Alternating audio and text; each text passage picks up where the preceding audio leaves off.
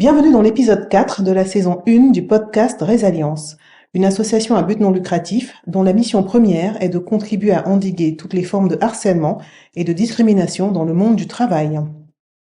Le podcast Résilience explore la notion d'inclusion sous tous les angles, afin de vous informer, vous sensibiliser et vous apporter des outils pour comprendre un concept bien trop complexe pour être abordé sous un angle unique.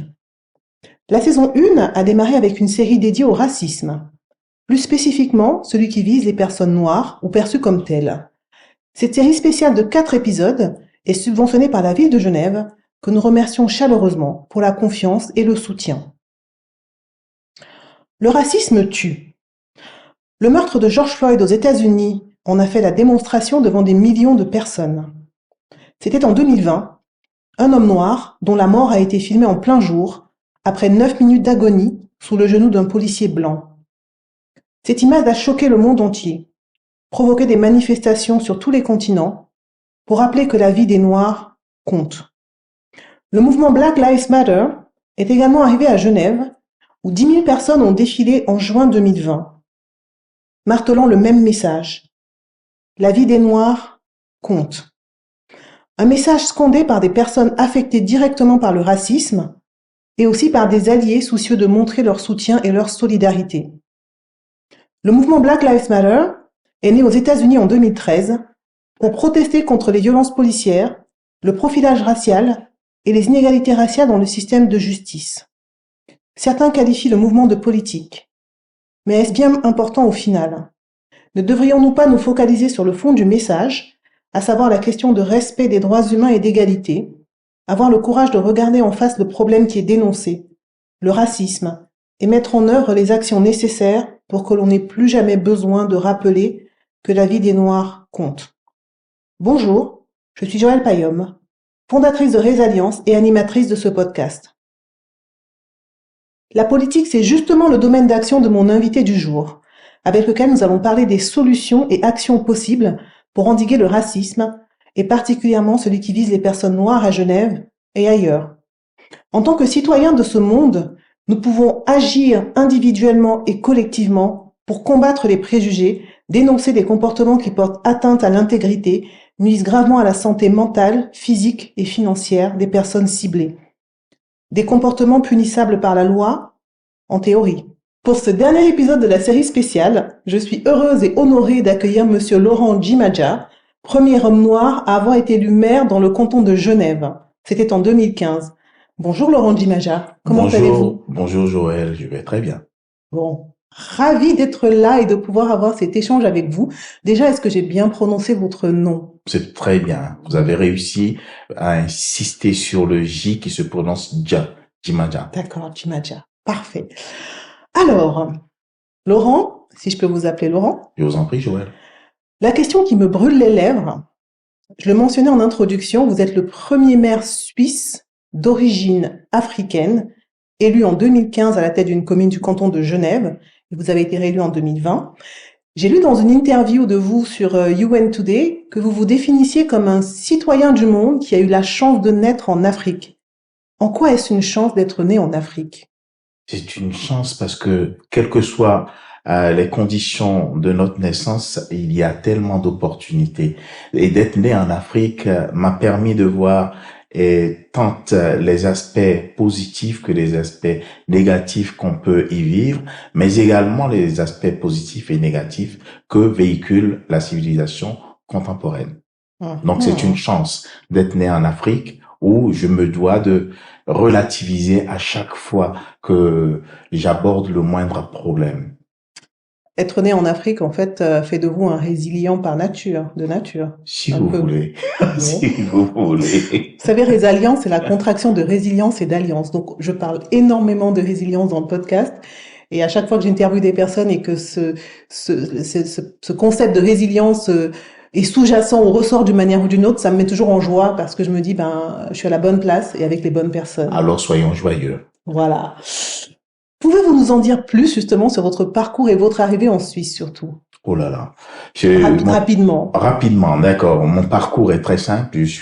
Donc j'ai eu l'opportunité de non seulement d'être né en Afrique, mais également d'être né dans un corps qui est un corps qu'on retrouve principalement en Afrique également, et dans un pays où j'ai eu l'autre opportunité de naître, parce que je ne me définis plus comme étant de tel ou tel endroit. Je suis juste un citoyen du monde, d'être né au Bénin.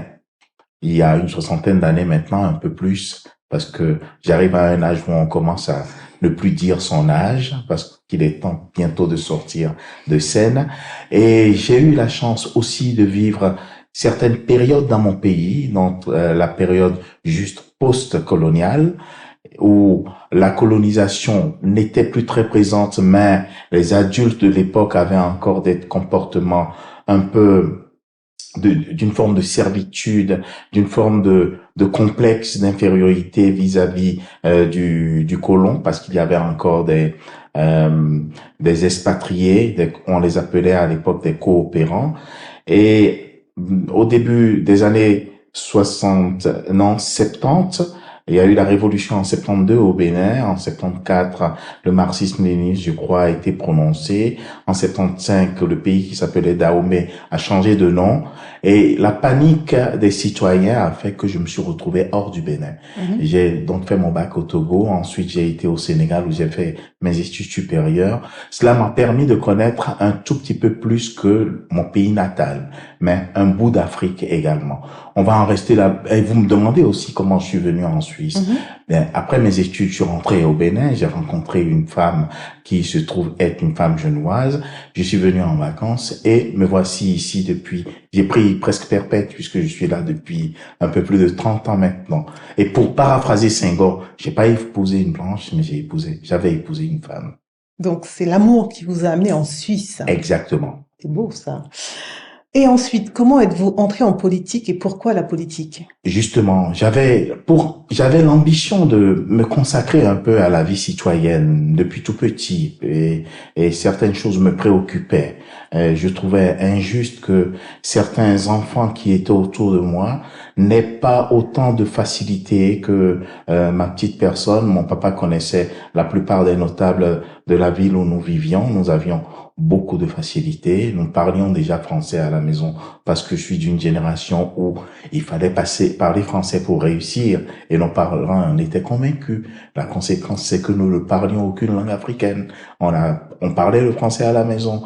Et ces enfants-là, dont la plupart avaient leurs parents qui étaient forgerons, parce que j'ai passé mon enfance dans le quartier de Forgeron, dans une petite ville du Bénin ou une ville moyenne qui s'appelle Abomey, et dans le quartier à Djarito, qui est un quartier assez connu. Les habitants de ce quartier étaient essentiellement des forgerons. Et quand nous allions à l'école, il fallait payer la contribution dite scolaire. Mes parents, qu'ils aient payé ou non, moi j'étais jamais renvoyé, puisqu'on les connaissait. Ces enfants-là étaient renvoyés.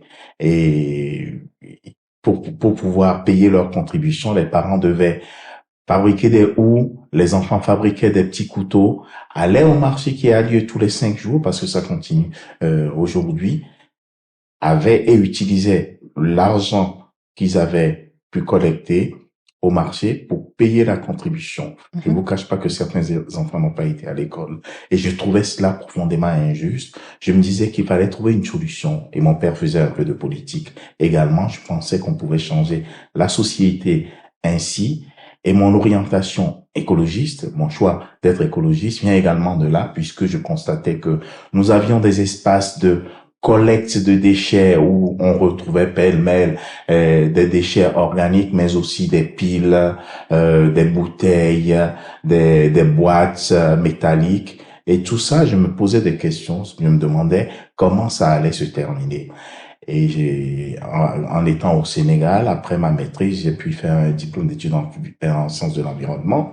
Et je me suis dit, ben voilà, si la droite et la gauche ne m'apportent pas de solutions, c'est-à-dire les facteurs de production, comme on les appelle, le travail et le capital, ce ne sont pas des solutions.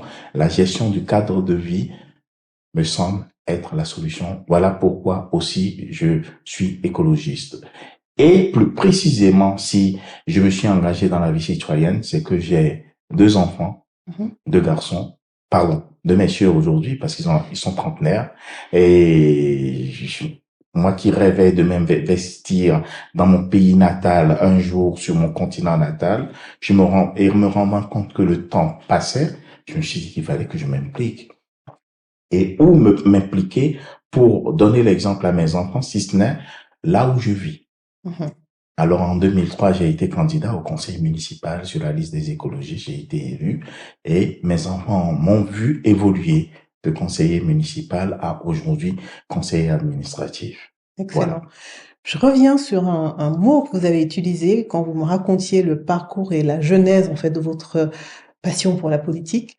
Vous avez dit, j'ai trouvé profondément injuste que des enfants ne puissent pas aller à l'école et être éduqués. Donc c'est la notion de justice qui vous drive et qui vous porte en fait. Toujours. D'accord. Aujourd'hui encore, cette notion-là est au cœur de mes engagements. Je ne trouve toujours pas normal que certains soient privilégiés et d'autres non. Mm. Quand je vais au Bénin, je ne trouve pas normal que le citoyen qui ne parle pas français n'ait pas voix au chapitre. Mhm. Et je pense que sur ce continent-là, parce qu'il faut pas oublier d'où l'on vient, il y a un travail à faire. Un travail à faire pour prendre en considération la citoyenneté de ces personnes. Parce que je considère que chacun a sa part de responsabilité dans la gestion de la citoyenneté. Mhm. Et que chacun est citoyen. Et la citoyenneté de certains est bafouée par ceux qui ont été à l'école et ont appris, comme dit Cheikh Hamidou Kane, l'art de vaincre sans avoir raison. Ok. Parce qu'ils ont été à l'école et ils sont en train de vaincre ceux qui n'ont pas été à l'école en leur imposant un modèle qui n'est pas forcément celui que ceux-là comprennent. Et très bonne transition pour revenir sur le sujet du jour, le racisme anti-noir. La citoyenneté de certaines personnes est bafouée dans un pays lointain, le Bénin, vous parliez. C'est cela. Aujourd'hui, nous sommes en Suisse. L'Afrique en général, d'ailleurs. Aujourd'hui, nous sommes en Suisse. Oui. La citoyenneté de certaines personnes se trouve également bafouée pour une autre raison. C'est pas parce qu'ils n'ont pas appris le français ou qu'ils ne parlent pas français, parce qu'ils ont la peau, ils ou elles ont la peau noire.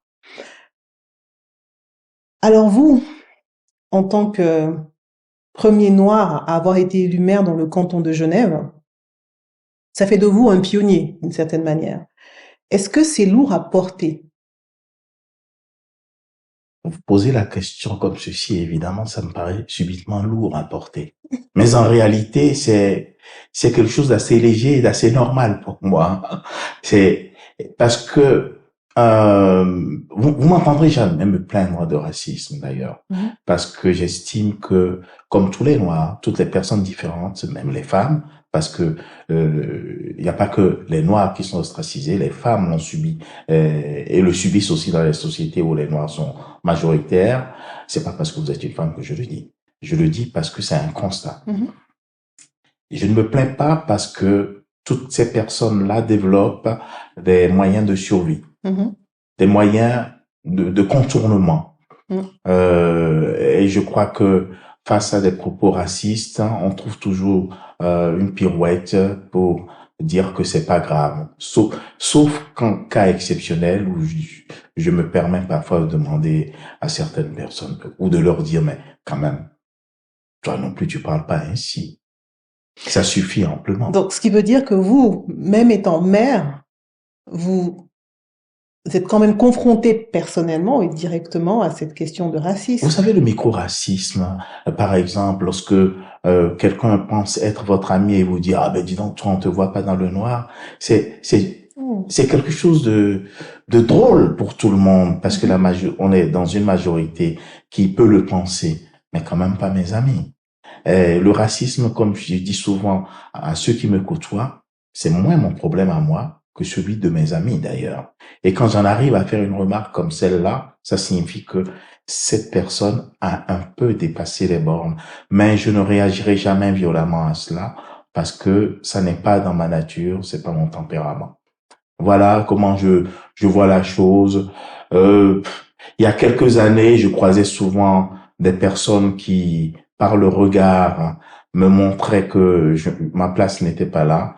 Mais la Terre est suffisamment grande et étant un citoyen du monde, je pense que il faut laisser ces personnes à leurs problèmes. C'est plus elles qui ont des problèmes que moi. Moi, je suis bien dans ma peau. De toute façon, je peux pas la changer, vous savez. Je vois que dans une interview, j'avais lu que vous disiez que vous vous amusiez des préjugés. Et la manière dont vous avez répondu justement et l'exemple que vous avez donné par rapport au fait qu'on vous ait dit, bah, toi, on te voit pas dans le noir. Voilà, ça démontre effectivement que vous en amusez, mais est-ce qu'on peut vraiment toujours réellement s'amuser des préjugés? Est-ce qu'il n'y a pas un moment où ça va un peu trop loin? Absolument. Ça va toujours trop loin. Mais que voulez-vous face à la bêtise? Il faut opposer l'intelligence. Je pense qu'il est beaucoup plus intelligent de réagir en interpellant quelqu'un qui tient un propos inadéquat plutôt que de lui dire que c'est pas normal. Parce que de lui dire que c'est pas normal le force à justifier ce qu'il dit. C'est une plaisanterie ou autre. D'accord, c'est une plaisanterie, mais elle est pas de très bon goût. Et de lui faire cette remarque-là en lui disant, mais pas toi non plus, pas toi. Tout le monde peut lui parler ainsi, mais pas toi. Je pense que ceux qui vivent de la façon la plus difficile ces propos-là, ces comportements racistes, c'est plus les jeunes, surtout ceux qui ont vécu longtemps ici et qui sont convaincus qu'ils font partie de la société et qui ne réalisent pas qu'ils sont différents, un tout petit peu différents. Et j'ai un ami qui me disait, mais tu sais, nos enfants ne réalisent pas qu'ils sont noirs. Je lui ai dit, oui, c'est vrai, ils réalisent pas parce que parfois, ils croisent un noir, ils commencent à rigoler. Ou bien il entend quelqu'un parler, poser quelqu'un qui a un accent. Avec un accent, oui. Avec un accent, il se marre. Moi, ça me fait beaucoup rire parce que le monde le monde est assez grand pour que nous puissions nous marrer les uns des autres. Mais le racisme n'a pas de place dans une société qui se veut harmonieuse. Surtout quand c'est des propos ou des comportements blessants. Et je pense que la loi doit pouvoir s'appliquer de la façon la plus vigoureuse. Voilà. Alors la loi, lors d'un autre épisode de la série, on a interviewé un avocat. La loi, elle est, comme je disais, en théorie, oui. Les actes et comportements racistes sont punissables par la loi. En pratique, c'est un peu plus compliqué. Mais je vous invite à écouter cet épisode dès que vous pouvez, parce que si on commence à parler du côté juridique, on en a pour 6 heures. Pour revenir si sur... vous permettez quand même, oui. Même si au niveau de la loi est une question d'interprétation, et les jugements ne sont faits que par des humains. Des humains, tout à fait. Et ces humains-là aussi ont non seulement des humeurs, mais ces humains-là aussi ont des biais. Tout à fait. Et ces biais-là font que certaines décisions nous paraissent profondément injustes. Et si elles nous paraissent injustes, il faut oser le dire. C'est fini la société du banania. Vous savez, on montrait le noir aux lèvres rouges et autres et qui disaient il y a bon banania et autres. C'est terminé. Je dis souvent à mes amis, mais écoutez, nous avons étudié les mêmes concepts. Nous avons la capacité de faire les mêmes analyses. Alors, ne me demandez pas si je comprends ce que vous dites. D'ailleurs, on me demandait si je comprenais ce qu'on disait parfois en français. Je disais, mais écoutez, c'est ma première langue, c'est ma langue maternelle, si vous ne le savez pas. Par conséquent, non, j'ai pas de problème. Même au niveau de la loi, si les décisions prises sont injustes, il faut le dénoncer. Il faut le dénoncer. C'est pas parce que une affaire a été jugée que le jugement émis est un jugement émis et doit pas subir d'interprétation qu'il faut pas dire que c'est inique. Oh, j'adore. Voilà. Donc, complètement en phase. Il faut réagir quand il y a une remarque qui est blessante. Absolument. Souvent sous le ton de la blague, on sait aujourd'hui, les Américains appellent ça le modernism, et notamment dans des milieux, dans certains environnements, dont l'environnement de travail, on va difficilement dire à quelqu'un sale noir, rentre chez toi ou autre. Les pics, les micro-agressions que j'appelle plus vraiment micro, on le vit au quotidien quand on est noir. Mais beaucoup de personnes n'osent pas en parler, n'osent pas le dire. sous peur, par peur de passer pour le rabat-joie ou la rabat-joie de service, puis pour l'envie de s'intégrer, d'être accepté. Mais est-ce que être accepté, ça veut dire remettre en question, enfin, qui on est ou passer sous silence qui on est, enfin, c'est vaste sujet. Donc oui, merci. Un conseil et une action à mettre en œuvre pour lutter contre le racisme, ça commence par dénoncer les actes, les comportements, y compris quand ce sont des décisions de justice injustes. Tout à fait. Dans l'introduction, j'ai parlé longuement du mouvement Black Lives Matter. Donc en 2020, le meurtre de cet Afro-Américain, qui a été une véritable onde de choc. Comment vous, est-ce que vous l'avez vécu depuis Genève, à titre personnel et en tant que mère?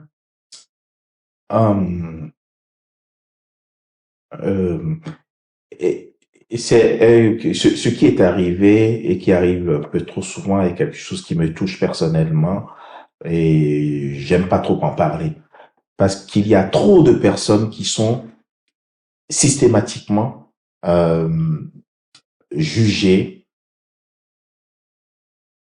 du fait de la couleur de leur peau. Lorsque mon fils me dit, j'ai rencontré un jeune noir américain à un congrès et qu'il m'explique que la première chose que ses parents lui apprennent, c'est si jamais dans la rue tu es au volant et qu'on t'arrête, tu poses tes mains sur le volant et tu ne bouges plus parce que ils se font tuer. Et c'est une chose qui est inacceptable. Moi, cette histoire m'a fait pleurer. Devant ma télévision, j'ai pleuré, j'ai hurlé. Je me suis dit, mais comment est-ce que ce genre de choses arrive encore? Vous auriez pas dû aborder parce que ça me touche encore aujourd'hui. Qu'avons-nous fait au bon Dieu pour que ça se passe ainsi? Qu'avons-nous fait au bon Dieu? Je ne sais pas. Je trouve cela terrible et ça ne date pas d'aujourd'hui. Les images encore de personnes lynchées il n'y a pas si longtemps que cela, et c'est encore dans les années 60, nous avions ça. Nous avions des problèmes de racisme et de discrimination il n'y a pas si longtemps que cela. J'ai l'impression que ça ne change pas en fait. Ça ne change pas, ça peut pas changer tout de suite parce que c'est ancré dans l'inconscient collectif que le noir est inférieur. Faut pas l'oublier. C'est ancré dans l'inconscient collectif. Et tout chrétien catholique que je suis, faut pas l'oublier, ça a été véhiculé par le christianisme. Ça a été même soutenu par le christianisme. Lorsqu'on vous parle de la malédiction de Cham, j'espère que vous connaissez cette malédiction de Cham, cette malédiction-là, quelque part, accompagne également tout cela. C'est à nous de déconstruire cela.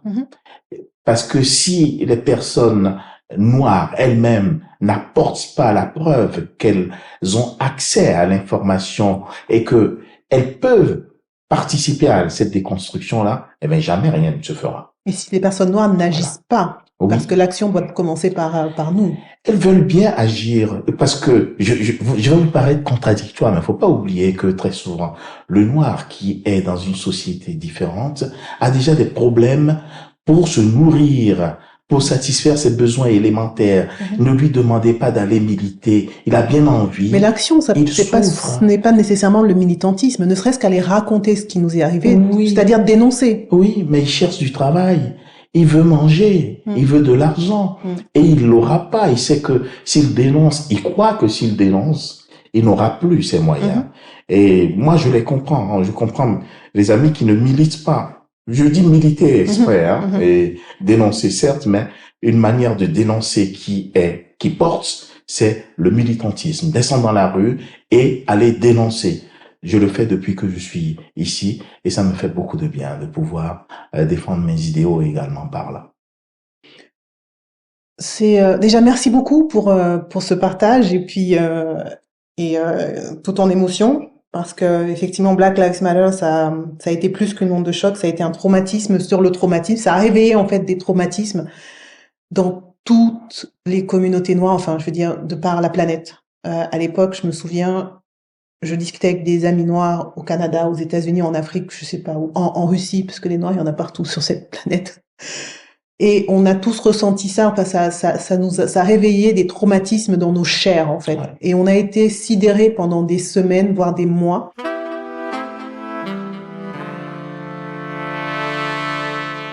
En Suisse, il y a eu 10 000 personnes qui ont marché.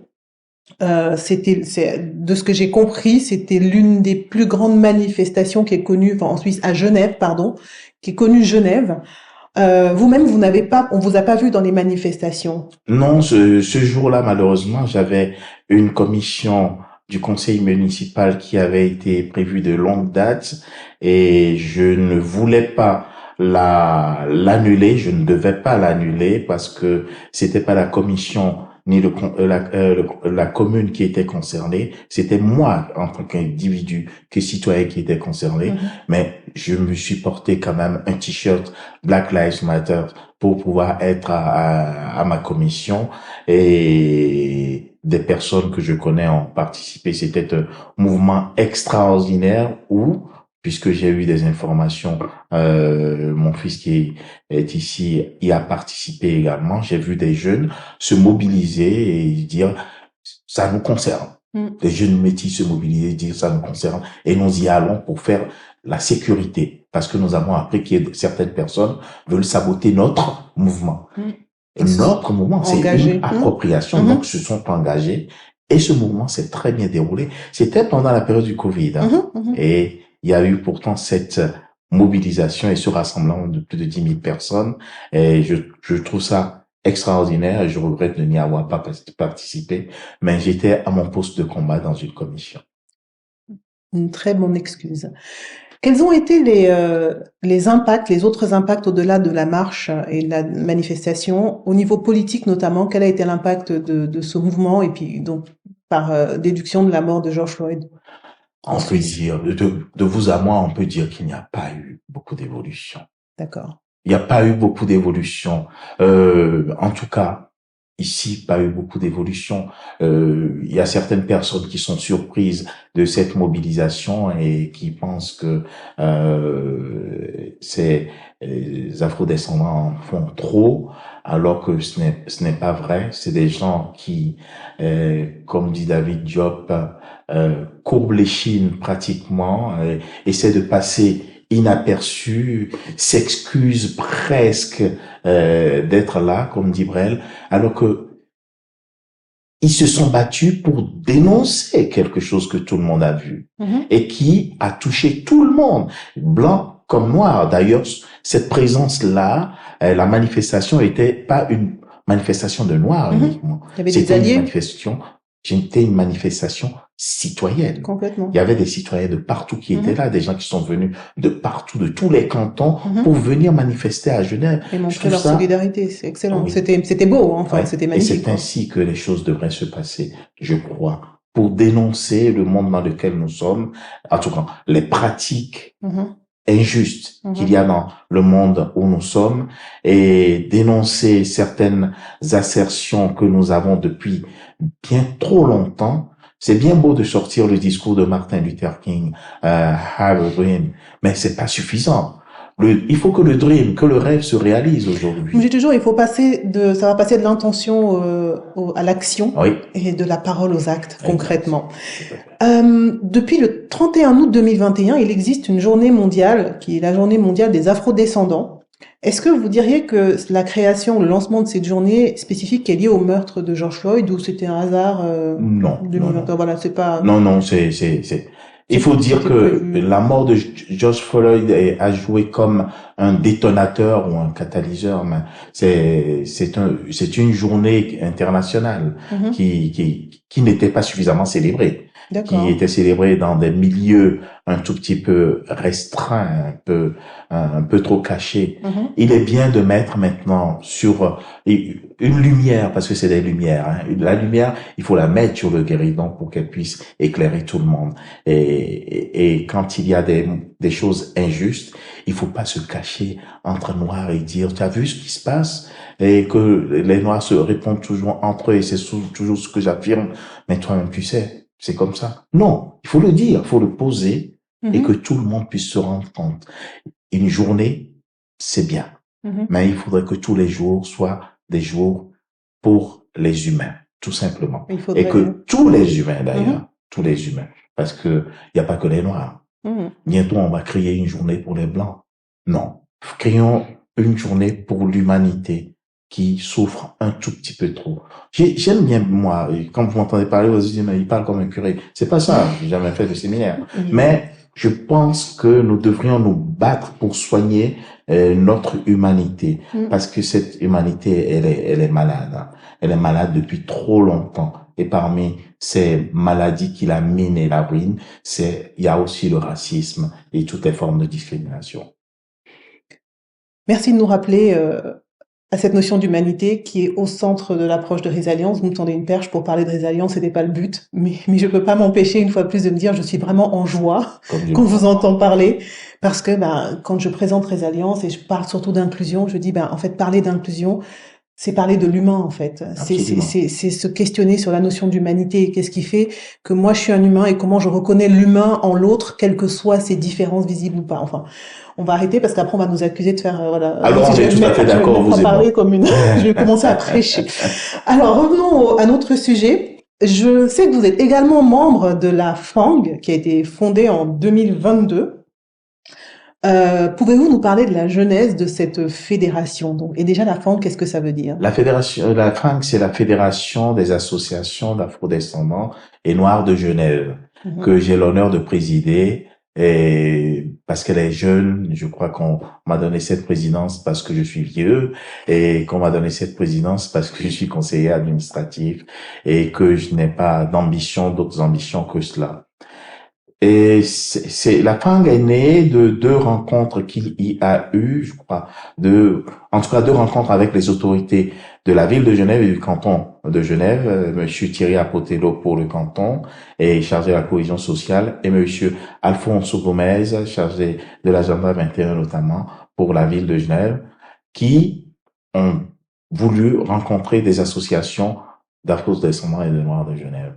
Il y a eu deux rencontres. Et à la suite de ces rencontres, il y a eu de l'entre-soi. Les associations se sont retrouvées entre elles, en tout cas les membres des associations, et ont posé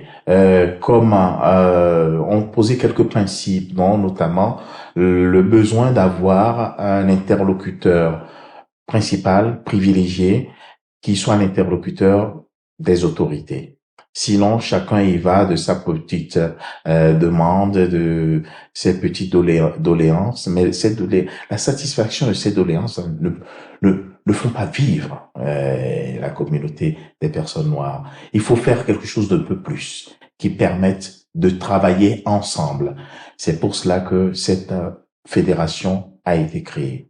Voilà. Donc, et quelles sont ces missions, ou concrètement, quelles vont être ces missions à cette fédération? C'est de coordonner tout et de faire le lien avec... C'est un tout petit peu tout ça. Okay. Mais la fédération ne se substituera pas aux associations qui gardent leur personnalité, mais elle défendra quand même certains principes qui sont dans les statuts qui ont été déposés. Excellent.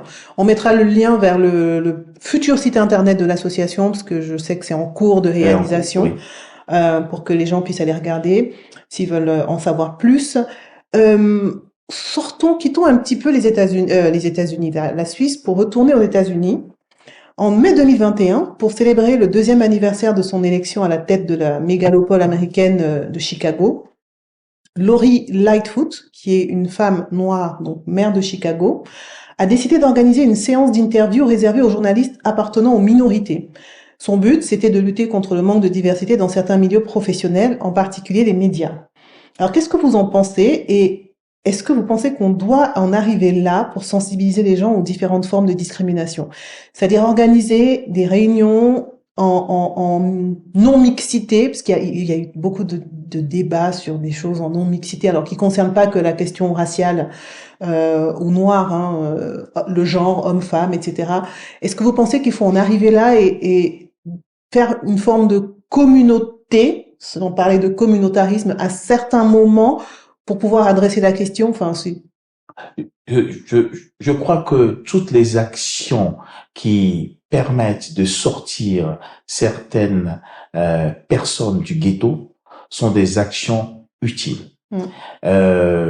Si vous allez dans certains pays, jamais une femme n'interviewerait un homme. Il faut pouvoir le faire.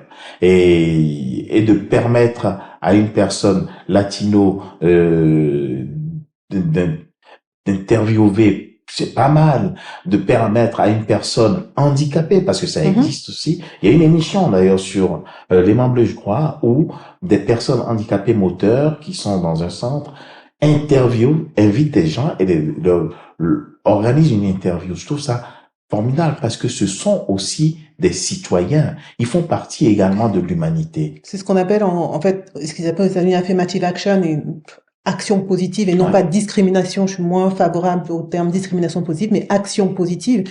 C'est qu'à un moment, pour que ça avance, il faut forcer un peu les choses. Donc il faut mettre en avant la diversité, il faut pratiquer l'équité pour que l'égalité un jour puisse être un fait. Et on parle souvent de racisme systémique. Donc pour dire que le racisme, c'est pas juste entre une personne ou un groupe de personnes qui s'en prennent à un autre groupe de personnes, c'est que c'est complètement gangréné en fait. C'est rentré, c'est insidieux, c'est rentré dans les systèmes, que ce soit les systèmes de promotion, le fait qu'il y ait du profilage racial, que même dans ce qu'on appelle l'intelligence artificielle aussi, les paramètres qui sont mis en place focalisent sur les personnes noires. Enfin, oui. Comment est-ce qu'on démonte les systèmes?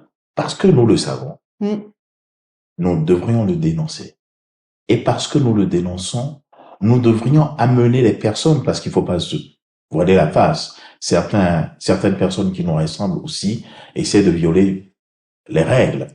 Il faut pouvoir les amener aussi à leur dire, nous avons le devoir d'être exemplaires.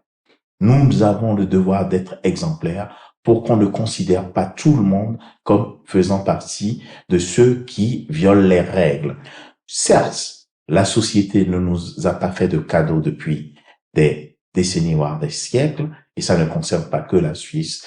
Le racisme systémique est un racisme qui vient de loin. Je vous ai parlé de la malédiction Cham. Ça vient de très loin. Lorsque une personne voit quelqu'un qui est noir, commence par dire que parce que cette personne est noire, elle n'est pas jolie. Parce elle est méchante. Elle est méchante, elle fait peur, elle est forcément dangereuse, brutale, violente. Tout ça est lié. C'est tous ces biais qui sont ancrés. Alors, on a un épisode aussi où on parle particulièrement de ça, de l'ancrage dans l'histoire et notamment la colonisation et comment les biais se perpétuent jusqu'aujourd'hui. Et du coup influence la manière dont on appréhende la relation avec une personne noire, donc qu'on a déjà jugé avant même de rentrer en contact avec. Mais c'est comment est-ce qu'on travaille pour déconstruire tout ça, justement, qu'est-ce qu'il faut faire? De la sensibilisation, mais quoi d'autre? Les actions que vous menez y contribuent. Ce que je fais dans ma commune en n'étant pas ce que les gens pensent du noir, du dirigeant noir, y contribue. Évidemment, c'est à nous au quotidien de faire un pas vers l'instruction ou l'éducation de l'autre, de notre prochain, celui que nous avons en face de nous et qui ne nous connaît pas. C'est à nous de faire un pas vers lui pour lui dire qui nous sommes. Et c'est important. C'est très important. Je suis d'accord avec vous, mais d'un autre côté, il y a aussi une forme de fatigue que j'entends notamment dans les milieux militants où on se dit mais ce n'est plus à nous de faire l'éducation des gens. Les livres existent. On sait que le racisme existe aujourd'hui. La question ne se pose pas. On sait que le racisme tue. La question ne se pose pas. Et systématiquement, il faut qu'on explique, qu'on réexplique. Mais est-ce que en face, les gens ont envie d'apprendre? Parce que moi, je veux bien enseigner. Le maître, il est là. L'instituteur, il veut bien enseigner. Mais si l'élève n'est pas attentif et ne veut surtout pas apprendre. Faut pas oublier que le public n'est pas le même. Le public de 1960 n'est pas le même que celui de 70 ni celui d'aujourd'hui. Nous avons tendance à croire que ceux que nous avons instruits en 90 sont les mêmes que nous croisons aujourd'hui. Ce ne sont pas les mêmes. Et ne négligeons aucun moment. Continuons de le faire parce que c'est à ce prix-là seulement que cela va se réaliser et que les générations qui nous suivent pourront s'en sortir.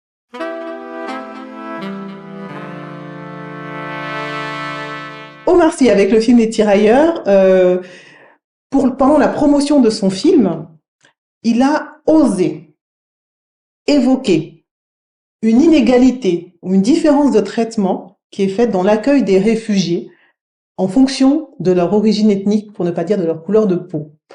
Ça a fait un tollé et il s'en est pris. Alors, j'ai regardé ça depuis Genève et je me suis dit, mais waouh, franchement. Alors, ce qui est très positif par contre, c'est le nombre de personnes qui sont montées au créneau et d'autres journées, autres médias pour dire, mais attendez, vous êtes en train de manipuler et de détourner sa parole. Il n'a jamais dit qu'il fallait pas accueillir des Ukrainiens parce que c'est l'histoire entre, on l'a vu, hein, la guerre en Ukraine. Et tout le monde a pu constater que l'ouverture des frontières et que voilà, enfin l'accueil des Mais non réfugiés. seulement l'ouverture des frontières, vous savez quoi? L'Afrique, au sud du Sahara, je crois, attend 5 milliards de dollars depuis des années pour pouvoir lutter contre le terrorisme et la criminalité. 5 milliards de dollars. Mhm. Elle n'a pas pu réunir ces 5 milliards. L'Ukraine a reçu combien? Je n'ai pas les chiffres. Hein. Bon, l'Ukraine en est à on est allé très vite à 15 milliards. Wow. 15 milliards. Je trouve ce traitement injuste. Ce traitement de deux situations, certes, presque identiques parce qu'il s'agit de violence. D'un côté, c'est des criminels qu'il faut combattre et des terroristes. Et de l'autre, c'est un État qui est agressé par un autre. Si on veut vraiment défendre cet État, on n'a qu'à faire comme au Koweït. On mobilise des troupes, on va se battre contre la Russie. On le fait pas. Mais on dépense beaucoup d'argent, des milliards, et c'est ce que les autres entendent. Et de dénoncer cela, ou de mettre le doigt dessus, ne signifie pas du tout qu'on dit qu'il ne faut pas aider l'Ukraine. Il faut aider l'Ukraine parce que notre sécurité ici en dépend. C'est à deux pas, l'Ukraine. Mais alors, et le dire, moi je ne supporte pas cette hypocrisie qui consiste à attaquer quelqu'un dont le rôle n'est pas de faire une analyse politique. C'est pas le rôle d'Omar Sy. Omar Sy, il fait du cinéma. Il fait du cinéma. Et sur le problème des tirailleurs, vous voulez qu'on en parle? Le problème des tirailleurs, j'ai bien envie d'en parler. Le traitement qui a été fait des tirailleurs après la Deuxième Guerre mondiale, vous connaissez l'histoire du camp de Tcharogne? Des gens qui sont rentrés chez eux sur le continent africain, à Dakar, et qui ont été massacrés par les Français, par les troupes françaises. C'est connu, ça. Le blanchiment des troupes à Paris, c'est connu, ça. Il y a beaucoup de choses. Les traitements, les salaires, les soldes qui ont été reçus, c'est connu. Il y a un traitement injuste qui a été fait. Mais il faut le dire. Seulement qu'il faut pas laisser un cinéaste le dire. C'est pas son rôle. Le cinéaste a parlé de quelque chose qu'il a constaté. Est-ce qu'il faut pas le laisser dire? C'est bien qu'il le dise. Il utilise justement sa position, et comme il l'a dit à un moment, quand on n'est pas et aujourd'hui, il est suffisamment indépendant, oui, et surtout financièrement, pour pouvoir justement dénoncer certaines choses sans avoir peur, parce qu'il n'est pas en train de se dire comment je vais payer mes factures. Ce qui est important, c'est que d'autres personnes se rallient à lui, justement, pour, une fois de plus, dénoncer les inégalités, dénoncer les injustices, dénoncer les discriminations. Mais j'ai l'impression que quand on dénonce les discriminations, déjà, c'est compliqué de dénoncer les discriminations dans la société, mais particulièrement quand elles concernent les Noirs, j'ai l'impression que ça réveille une espèce de blocus, de rejet très violent, et j'arrive pas à me l'expliquer. C'est pourtant simple. C'est pourtant simple. D'une part, ceux qui sont les plus intelligents des Noirs, qui ont les outils pour se battre contre ces discriminations, ne le font pas. Et est-ce par lâcheté ou par manque de courage, donc par lâcheté, ou bien par cécité, je ne sais pas. Mais une chose est sûre, nous avons beaucoup de personnes noires qui sont outillées pour se battre, pour descendre dans l'arène, comme moi j'aime bien dire, descendre dans l'arène et se battre. Mais ne le font pas. Le mot dignité est très important dans la vie. La dignité. Lorsque vous l'avez perdue, vous n'êtes plus rien. Alors battez-vous pour votre dignité. Chaque jour, il faut se battre pour sa dignité. De pouvoir dire que le traitement fait aux tirailleurs, on dit sénégalais, mais c'est les tirailleurs africains, est un traitement injuste, n'est pas du tout quelque chose de méchant. C'est la réalité. Le traitement qui est fait aujourd'hui aux migrants est un traitement qui qui est discriminatoire. Il y a des gens auxquels on accorde tout de suite le bénéfice du doute, donc on les accepte, et les autres sur lesquels on émet des doutes tout de suite. Alors qu'il y a des milliers de jeunes Africains qui sont morts dans la Méditerranée. J'espère que vous le savez et que ça continue. Bien sûr que c'est pas la faute au pays où ils viennent, c'est la faute aux dirigeants de leur pays d'origine.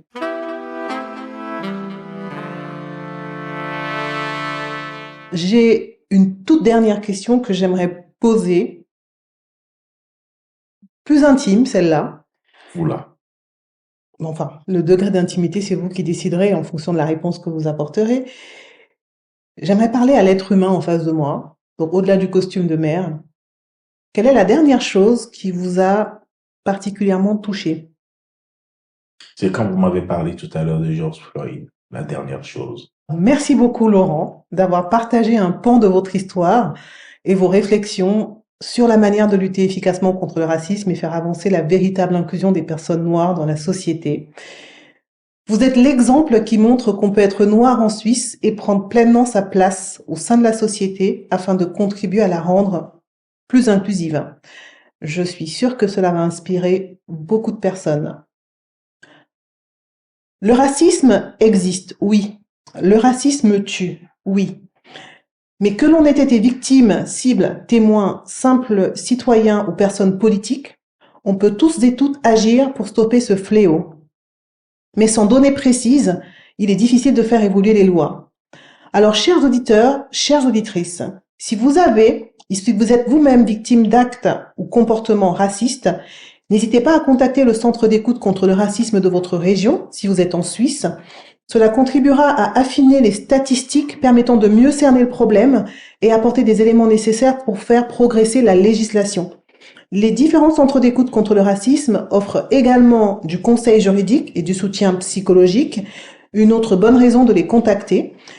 Bien sûr, il existe d'autres associations qui œuvrent pour soutenir les cibles d'actes et comportements racistes, notamment anti-noirs. Il y a également le CRAN, il y a d'autres associations, on ne les a pas citées, on mettra dans le descriptif de ce podcast des liens utiles. Mais l'idée de passer par le centre d'écoute contre le racisme, c'est pour consolider les données, pour mieux identifier l'ampleur du problème. C'est vraiment une histoire de données et de statistiques. Enfin, pour les discriminations et ou harcèlements dans le contexte professionnel, que vous soyez employé, stagiaire, apprenti, consultant, si vous êtes la cible de harcèlement et ou de discrimination raciale ou d'autres formes de discrimination, vous pouvez vous rendre sur la plateforme rescare.com, REZ-care.com. Nous mettrons également le lien en descriptif. La plateforme offre un espace sécurisé pour raconter son vécu en toute confidentialité et trouver du soutien auprès d'experts sélectionnés par Resalience, des experts dans le domaine juridique, mais aussi de la santé, du coaching carrière, pour vous aider à rebondir. Et je le reprécise, la plateforme est ouverte à tout le monde. Elle n'est pas focalisée sur une communauté ou un groupe. Au sein de Resalience, on souhaite accompagner n'importe quel individu qui est confronté à n'importe quelle forme de harcèlement ou de discrimination dans le monde du travail. Nous sommes arrivés à la fin de cet épisode. S'il vous a plu, n'hésitez pas à nous laisser un 5 étoiles sur la plateforme de votre choix et surtout parlez-en autour de vous afin d'en faire profiter d'autres. Cet épisode est également le dernier de la série sur le racisme anti-noir. Alors si vous souhaitez nous suggérer d'autres sujets à traiter en lien avec l'inclusion, vous pouvez nous contacter à l'adresse email podcast@resalliance.com. Je vous dis à bientôt pour un prochain épisode et merci infiniment pour votre écoute. C'était Joëlle Payom pour le podcast Resalience.